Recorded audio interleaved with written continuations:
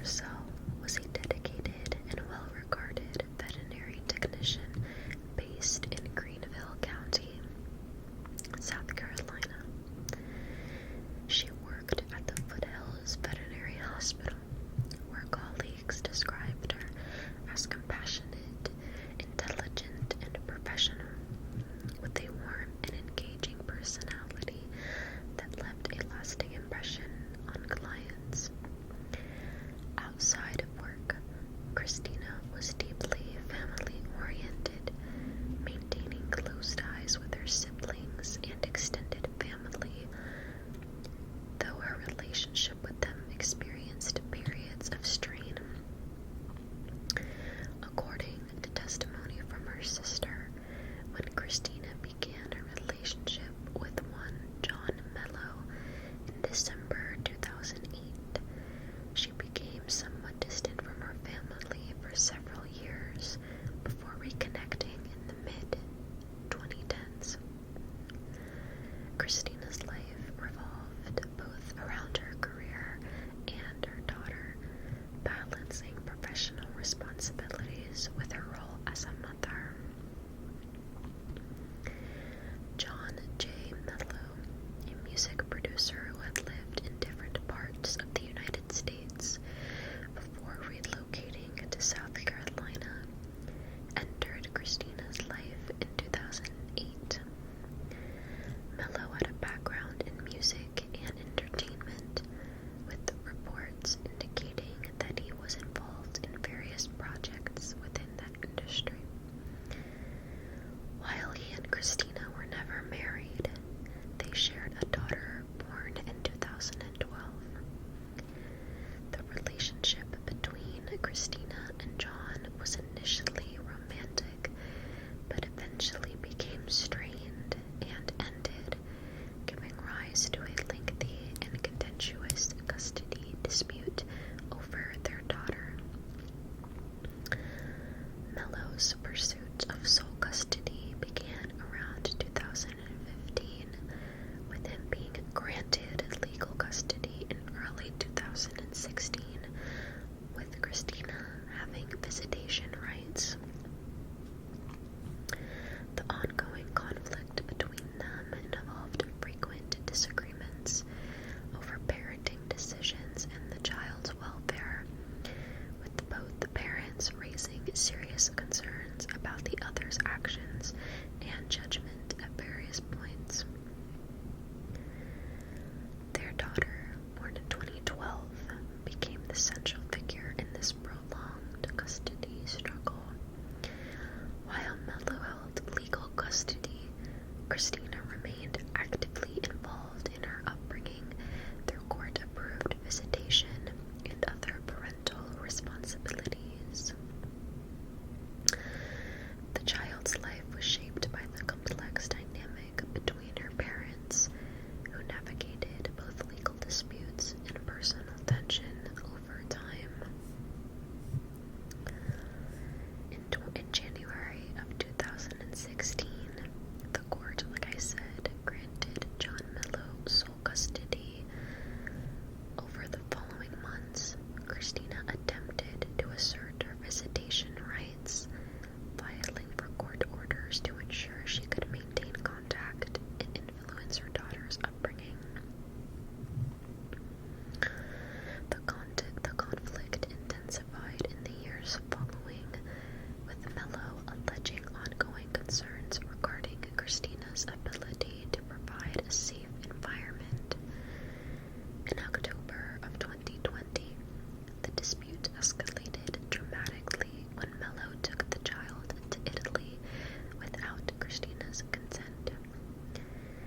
This international removal prompted Christina to seek legal intervention under the Hague Convention on the Civil Aspects of International Child Abduction, which governs cross-border custody disputes. In April of 2021, Christina successfully secured her daughter's return to South Carolina, though the act further strained the already tense relationship between the parents. Following the intense custody dispute,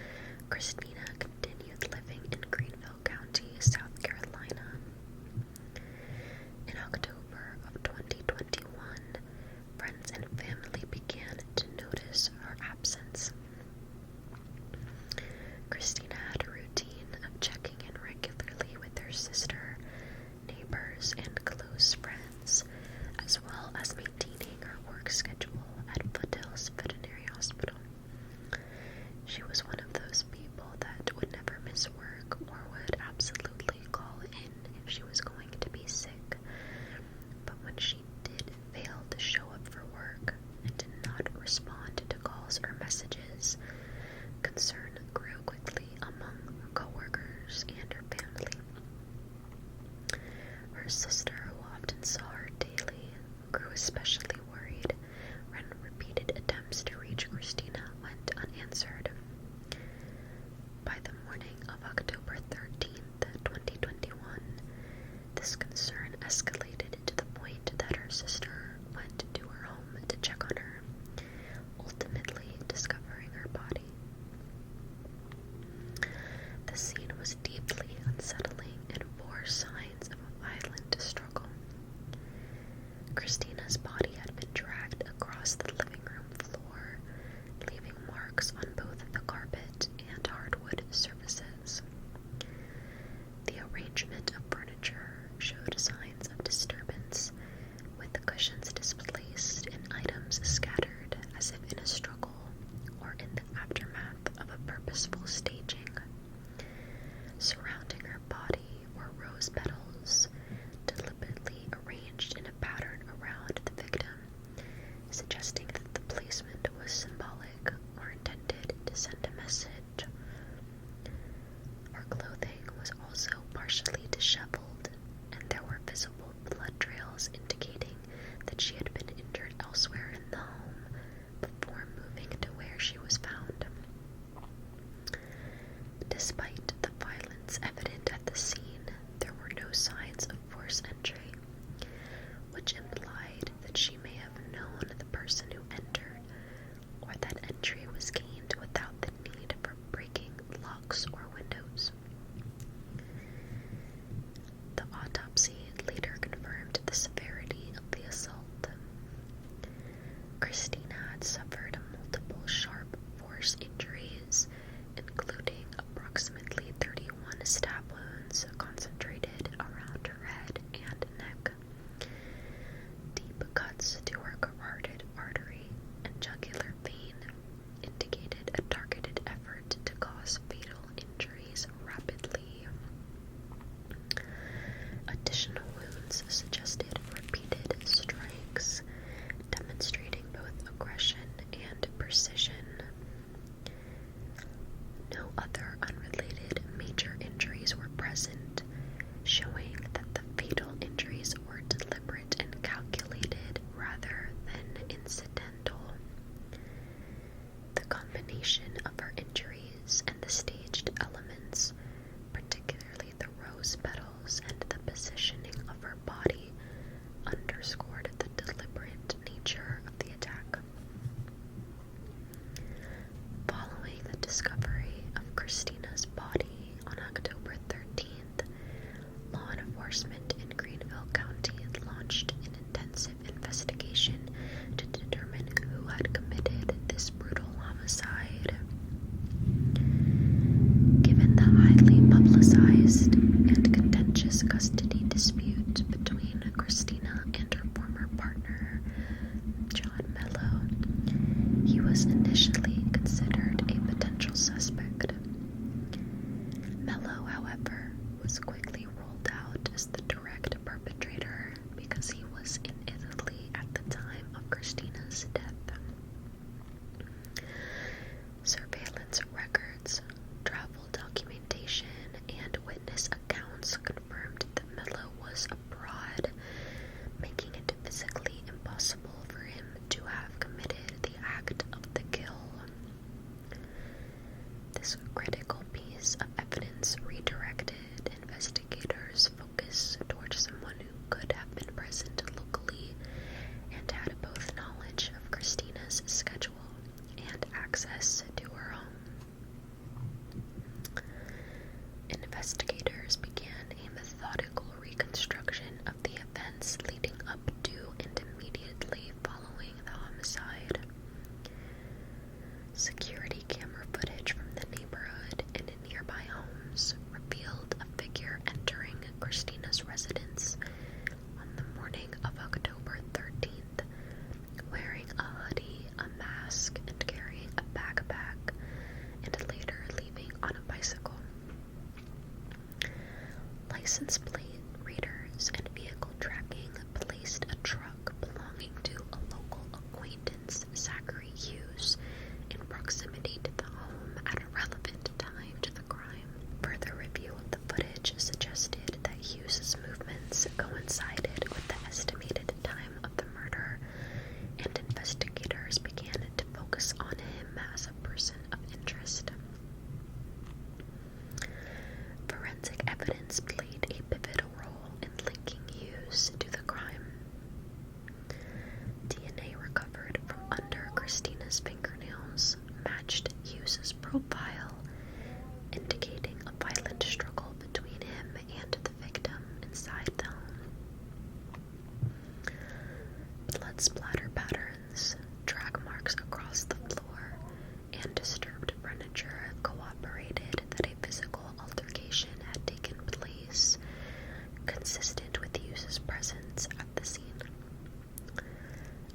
Police also noted the deliberate staging of the scene with the rose petals, likely meant to send a message or dramatize the crime. Investigators then turned to digital evidence to establish motive and planning. Encrypted messages, including WhatsApp messages between Hughes and Mello, revealed frequent exchanges in the days and hours leading up to the murder. While Mello remained abroad, these messages indicated that Hughes had knowledge of the custody dispute, Christina's daily routines, and her location at the time of the attack. Additional evidence showed that Hughes had acquired a bicycle and other items used to enter and exit the residence discreetly, masked his identity, and planned the attack in advance. The convergence of multiple forms of evidence, physical, forensic, and digital, allowed law enforcement to build a compelling case against Hughes. Vehicle and bicycle tracking, surveillance footage, DNA evidence, and the pattern of premeditated staging all pointed to him as the individual responsible for the homicide. Hughes was subsequently arrested on November 3rd, 2021, and charged with the murder of Christina Parcell.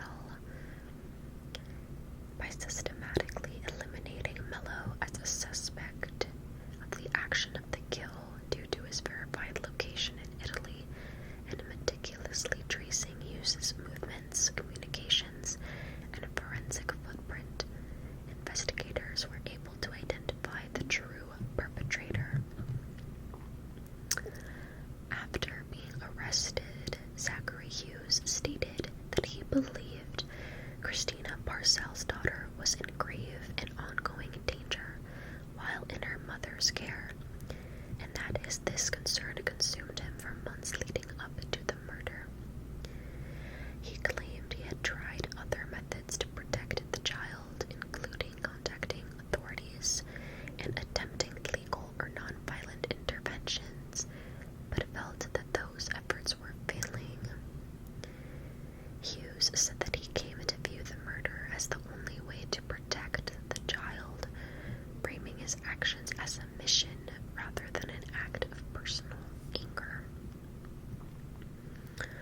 He repeatedly emphasized that he did not feel anger towards Christina, but rather pity, describing his mindset as that of someone compelled to act to save a life. Hughes explained that he carefully planned the attack in accordance with this belief.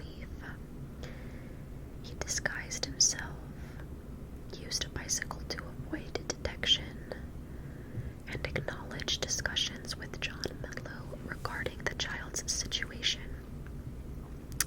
He also admitted that Mello had offered him money to commit the act, but Hughes said he refused the cash, asserting that his motive was purely protective. On the day of the murder, he said he made sure Christina was alone before approaching her, and he carried out the attack as swiftly as he could while believing he was rescuing the child. The trial of Zachary Hughes began in early 2025 in Greenville County, drawing intense attention due to the gruesome nature of the crime and the high-profile custody dispute between Christina and John. Hughes faced charges including first-degree burglary, possession of a weapon during a violent crime, and harassment and conspiracy counts. The defense presented Hughes' own admissions that he believed he was acting to protect Christina's daughter, portraying the act as an extreme, misguided attempt to prevent harm to the child. I do want to say very quickly that all of this information that he thought that he had about Christina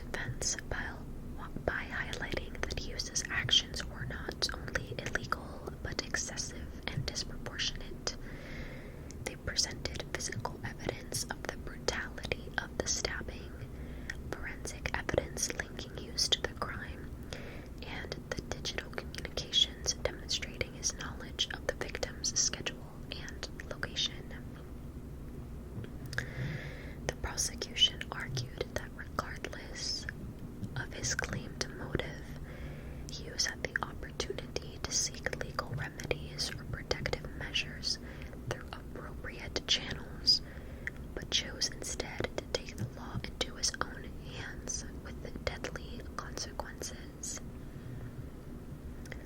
After several days of testimony, presentation of evidence, and closing arguments, the jury deliberated for approximately 3 hours.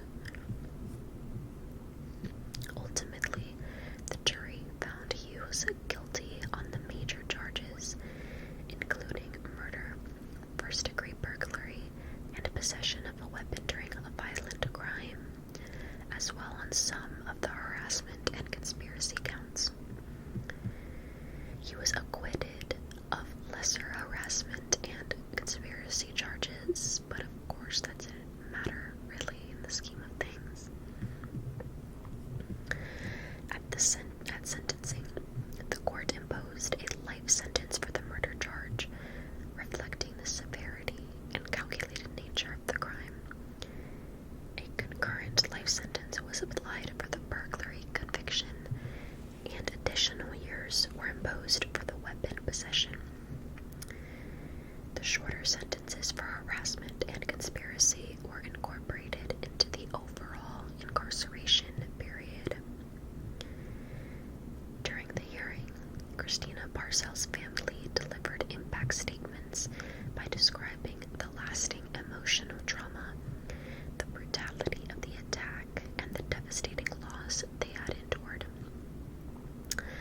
The judge emphasized the premeditation and violent nature of the crime and a seeming lack of genuine remorse, declaring that Hughes would spend the remainder of his life in prison. The sentencing brought a definitive conclusion to the legal process against Hughes, while also underscoring the lethal consequences of his actions and the devastating impact on the victim's family and community. I forgot to mention here that John Mello was later convicted of accessory to murder, since he was the one that kind of instigated everything with Hughes. So even though he did not commit the act of the kill, he was still an accessory and knew that it was going to happen and kind of orchestrated everything that happened. This case is so strange because this guy literally got some stranger to kill his